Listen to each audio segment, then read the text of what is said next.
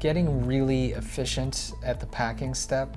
That used to just be like the upper echelon of shippers and kind of how deeply they think about these problems. It's not that way anymore. Like, this is now table stakes, kind of like the bare minimum.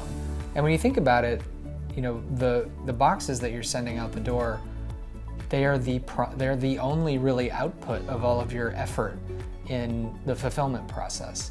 And they're really the atomic level of your supply chain. So you're leaving a lot of money on the table. You're probably wasting a lot of materials and using more trucks than you need to from the carriers. So it's really becoming kind of a fundamental thing instead of a nice to have.